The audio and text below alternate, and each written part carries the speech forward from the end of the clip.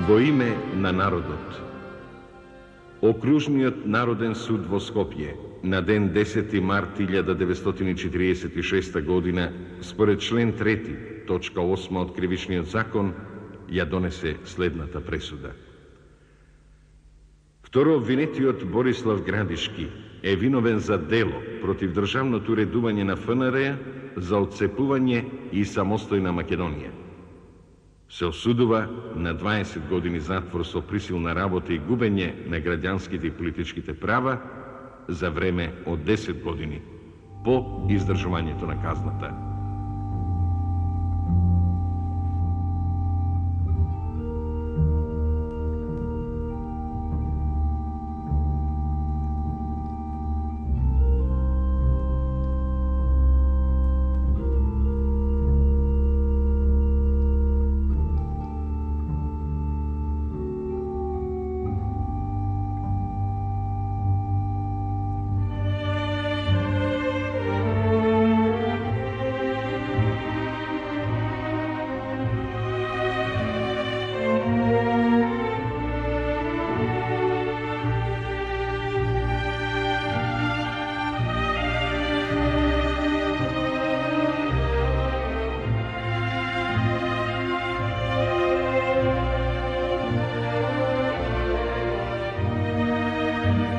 Злочинот и со планина да се трља не се избришува од рацете на злочинецот, нити пак од делото на злочинот.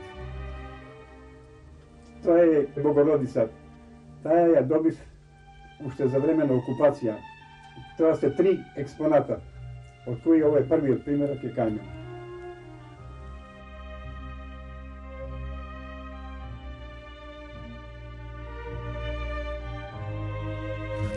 Колекционерството е болест од која не се умира, али долго се болува. Гледате еден неверојатен амбиент одека, чисто личи на еден хаос. Од сите овие работи што ги гледате, најдрага ми е Глорија Виктис, тоа е скулптурата која ја добив од мојот чичко и тој е бил ученик на Мерсие, големиот француски вајар, еден од 40 светски уметника. Тоа е оно што би рекле ние Пирова победа. Гледате тука еден чуден амбиент од сите области на уметноста, започнувајќи од графики, скулптури, саати. Тоа е еден вид пасија, тоа е болест, така би го рекол јас. Сите се овие како еден вид мои идоли, на кои често не замерете ми, а и се клањам понекогаш. Хуманистичкото моје разбирање ме потикна да бидам колекционер и да се префрлам во сите области, започнувајќи од гравура, графика, па до гипс и метал. Гледате баш овој амбиент колку е различит. Овде како да е зауставено времето. Сите овие предмети се набавени по различити начини. Некои се купени, некои се подарени, некои се менјани. Многу ми помогнала во тоа мојата жена, која често пати патуваше и дадов таква една слобода да иде Шпанија, Германија, па ми донесуваше таа по некој таков експонат, што фактички ме зарадува, да така кога ги гледам овие експонатите, ја гледам добрината и оној прилог кој го дала жена ми за мене како уметник. Јас сум посетител на сите бувљаци што постоева во бивша Југославија, од Загреб до Љубљана, па до Гевгелија и свратив еден ден и во Панчево. Таму има доста руси и ги има специјално овие избеглиците кои се белогвардејци биле и еден човек, стар човек, ме праша што вие барате, па реков јас купувам стари работи. Рече јас имам една работа да ти ја продадам. И ми ја продаде, печатот ми го продаде. Тој е печат уште од времето на Петар Велики.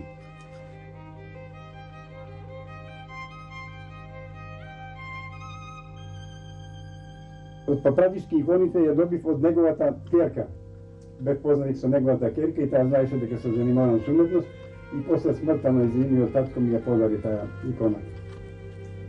После тоа имам слика една стара, една графика, портрет на уметниковиот Вујко. Таа е стара околу 120 години. Јас сум и голем љубител на инструменти. Располагам со разни видови инструменти, започнувајќи од окарини, флаути, мандолини, имам стара виолина, имам и стара окарина, наградена во Виена. Овој грамофон го набавив на еден интересен начин, што еден мој пријател сакаше да се отараси од него, а јас пак сакам да го земам. Имав еден стар пиштол, прототип на Валтер, стар модел, и се согласивме, ја му го дадов тоа и му го даде грамофонот. Во оваа колекција ми е најдраго скулптурата Глорија Виктис, поред тоа симфонионот, оној инструментот од времето на Австро-Унгарија, на која како лебедици во своите кринолини се вртеле дворските дами во Виена за времето на Јосиф и Марија Терезија. Друго, имам една многу добра слика, еден од 40 светски уметника Колесников, тоа е Зима. Па имам слика Наполеон, графика на која Наполеон лично е учествувал, позирал. И таа ми е исто така драга слика. Па имам и низ други работи, например, тука е Луиза фон Пройсен, жената на Бонапарта, и Бонапарта со издадени јубиларни издања на марки во Чиле, неговите љубовници и неговите жени. Тие ги добив како подарок.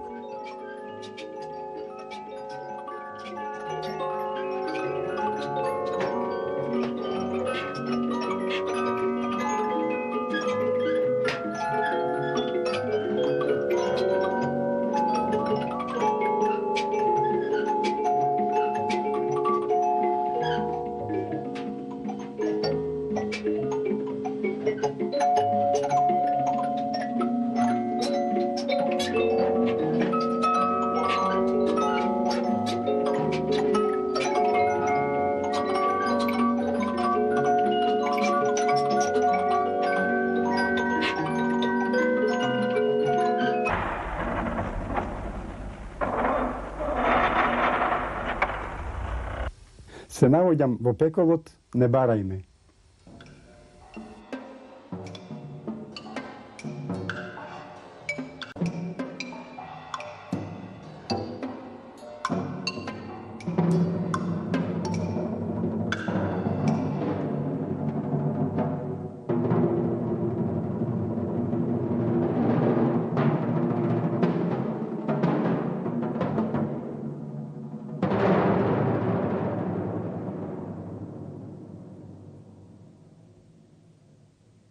Во моето ателје рајот и пеколот почиваат и завршуваат во мене. А едно е трагедијата што не постои чистилиште. И сите ми ќе останеме секогаш за да бараме пургаториум, за да бараме чистилиште.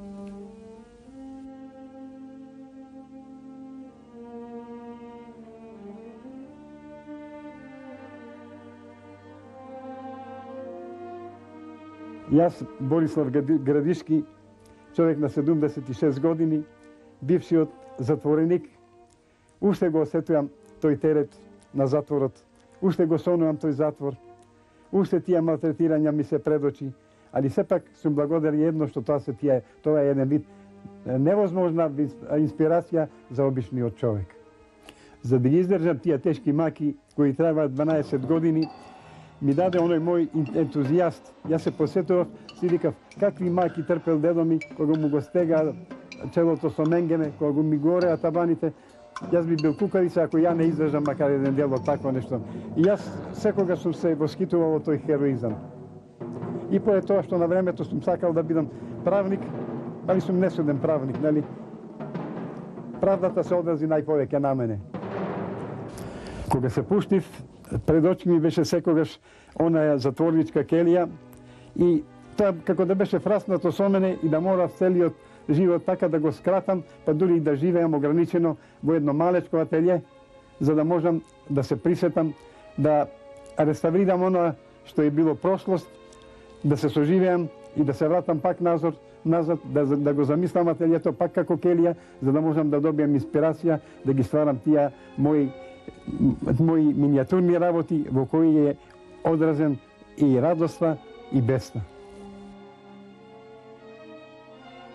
Второ обвинетиот Борислав Градишки се осудува на 20 години затвор со присилна работа и губење на граѓанските и политичките права за време од 10 години. Родот миниатура го избрав со тоа што повеќе време ми бидна во изолација и ограничен простор. Со оглед да бев изолиран, Со оглед да просторот беше толку тесен, може да се рече метро на метро. И во таков еден амбиент, за да со мислата да се пробијат зидиштата и да се вивне човек во Вселената, во космосот, за да стане составен дел од неја и да се врати пак во својата келија, може само низ прозорецот како минијатура да влезе и да слика како минијатурист.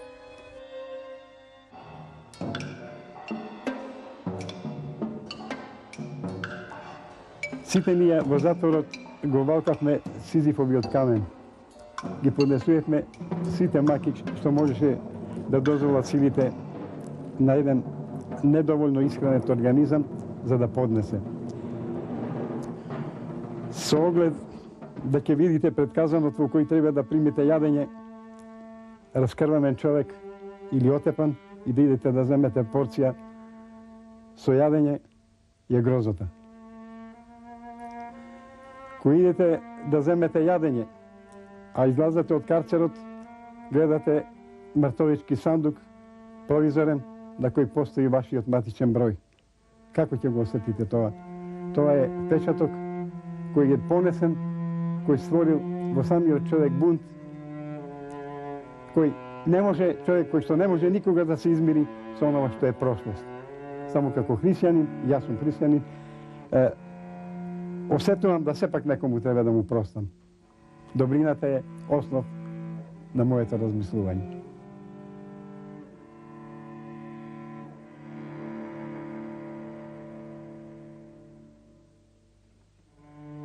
Добро, човекот во себе носи една друга карактеристика, едно друго ја. Кај секој човек постои неговото алтер его, кое човекот го зима за консултант во известни дадени моменти. Јас има своје алтер его, кој ме водеше, раководеше со мене. Јас се регламентирав секогаш према тоа мој алтер его. Оно ми кажуваше докаде можам да идам и докаде не можам. Што е можно, што е неможно. И затоа јас во затворот имав една многу добра тактика за да можам сепак да минам. Разбирате, секогаш викаше управникот Крајина, од секого можам да знам што мисли, али од Градишки никогаш не дознав што тој мисли.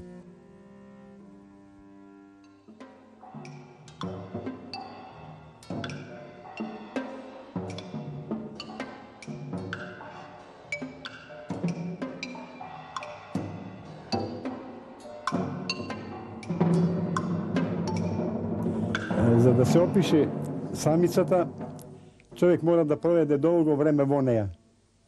А јас проведов, како што реков, нагласив 6 години.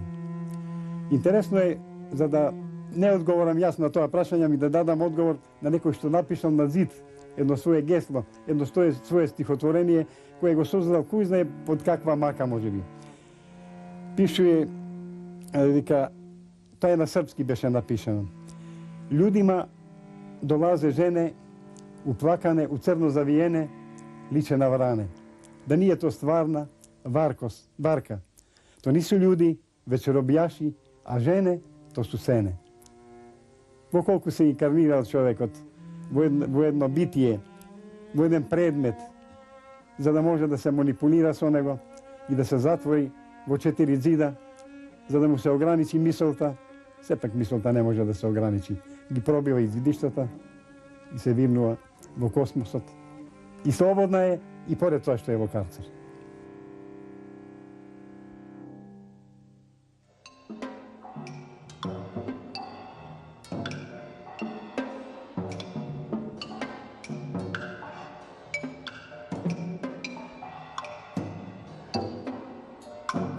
Сето тоа што бев прочитал за времето на моите младешки години, имав можност да у карцерот, у самицата си го репродукувам. И секој ден си имав по една тематика.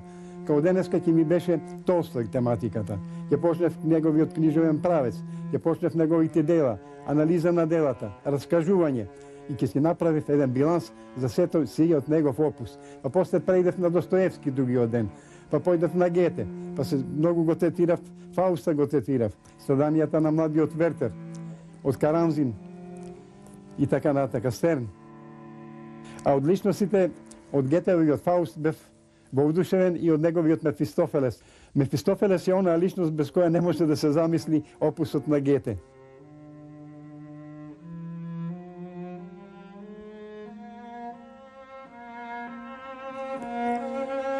Уметноста е, и ја сватам како составен дел на својот живот.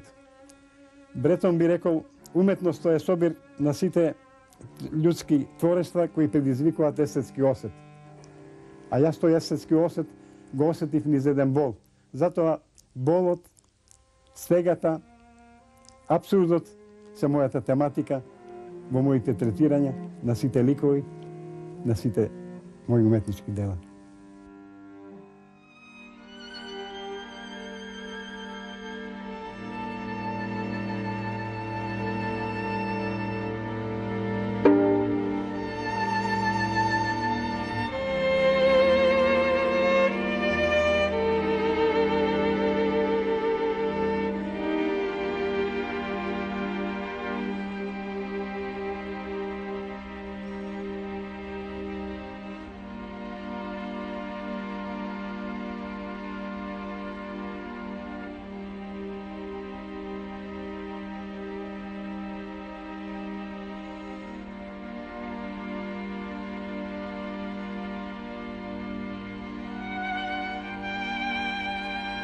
Мојот пријател Бавчански беше универзален човек.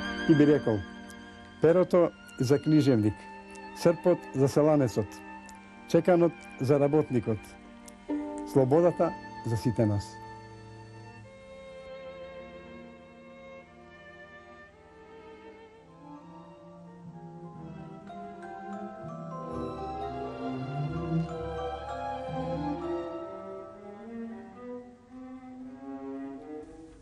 Дали сум дрво, оборен храст, пред ноќна луња, било што ора, или пак човек, приказна стара, препречен да пред оркан што дојде. Урни се, збриши и ајде, ќе се рече после, некогаш било, пројде. Или сум може пијаница сличен на човек без срам, што пијан зборува со себе патетично сам, за неправда, тежина и глад. И вене во најсилна доба без гроба, и така млад.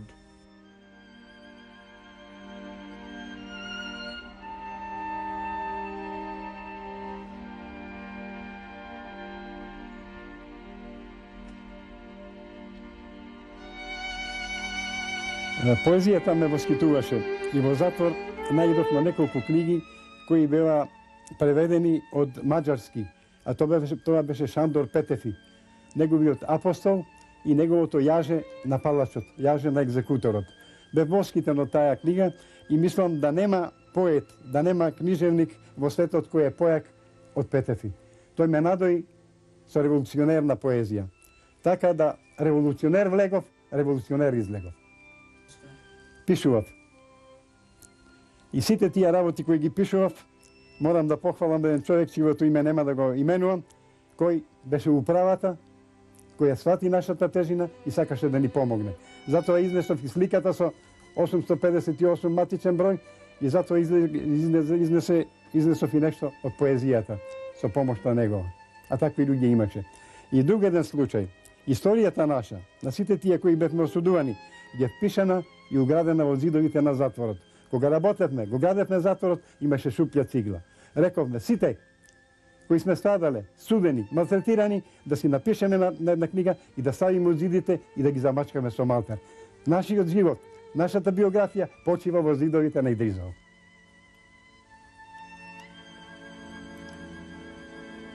Затворот е тешка установа. Викам, кога ќе влезе човек, малку да направам еден хумор, има една закачалка на која честа се закачува и човек мора да влезе нечестит или да стане, ако сака да постигне некаква слава, да биде цинкарош и да му стават ловорика на главата. А тоа не си дозволивме ни еден од нас. Водевме борба со сите тие кои беа србомани, дражичевци и со сите тие кои беа бугарофили. Беше тамо Шкатров, беше Татарчев, Терзиев и така натака. Со кои сме воделе неверојатно голема борба во однос на Македонија. Ја никогаш не признавам Македонија, викаат дека сме ние бугари. А ние сепак настануваме да им докажеме дека новите генерации не мислат така.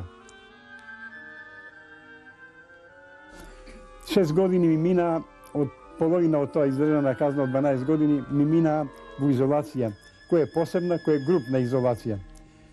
Тоа беше тешко. Имаше малтретирања, со глад, имаше репресии и така натака. Сите тие маки кои потекнаа таму, потекна и од системот на тешка работа. Ние сите скоро работевме на циглана. Циглана е смрт. Треба да се направат 12.000 цигли за 8 сата. Тоа беше пропаст, пропаѓање. Станавме костури. А поред тоа следуваше, и ако кажевме дека сме ВМРО-ци, дека сме гоцевисти, они сите ни викаа дека ние сме гоцевисти, а вие не сте. И бевме пребијани. Така да еден ден малтретирањето отиде толку далеку, да со еден стап кој се носеше казан од 200 кила бевме пребиени. Не беше тешко во затворот да се најдат луѓе слаби, да го погазат своето алтер его и да за едно парче од 100 грама леп повеќе или за едно писмо кое ќе им се дозволи, за да можат да извршат известни провокации. Такви случаи имаше и неколку луѓе веќе отидоа на оној свет како жртва на тие провокации.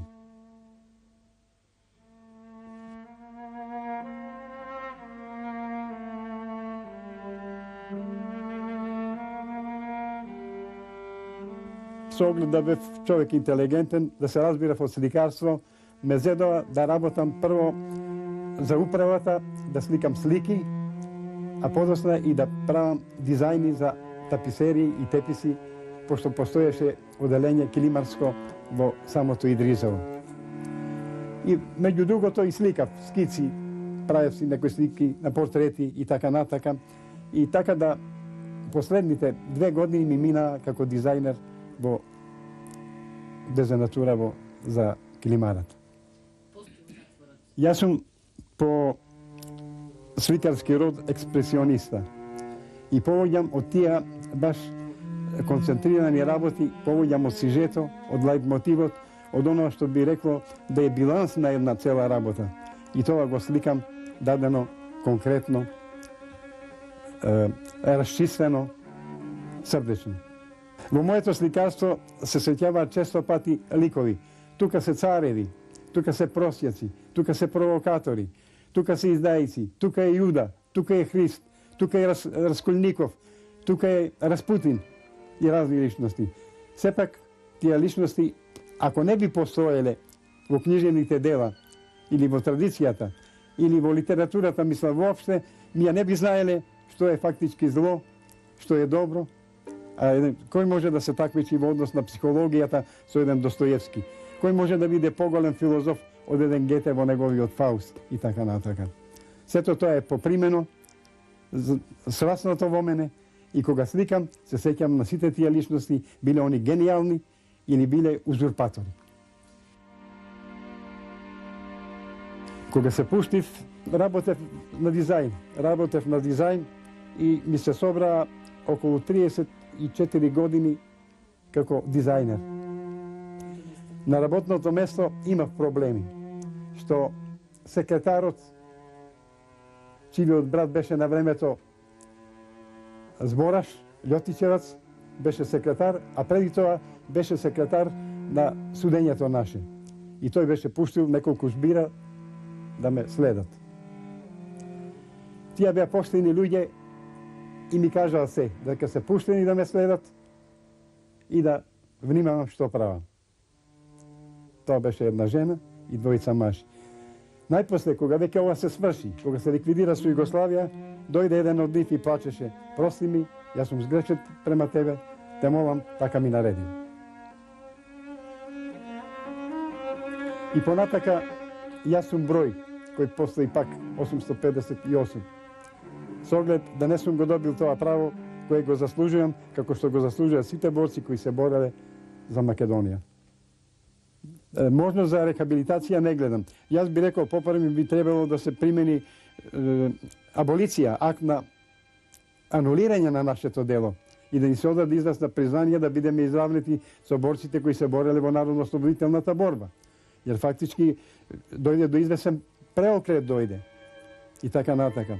И луѓе кои се борела за Македонија се борела по таа девиза Македонија, слободна, независна. И сега ние одеднаш исто такви борци како се борели и тие против нешто што е било тиранија или фашизам или бивша Југославија или што да било, ние паднавме у затвор. Награда никаква, затвор, тортура, малтретирање. После таква една трагедија која се преживела со долг затвор од 12 години, не се родил кај мене духот на освета. Моето ателје е фактички едно благородно ателје каде може секој да најде себе си кога ќе влезе во него. Тука ќе се најде и добриот, а тешко на тој кој доаѓа со една тешка мисел, ќе се најде како распнат таму, ќе се најде како Нитков, ќе се најде како издаица, а некој ќе се најде како филозоф, како пророк.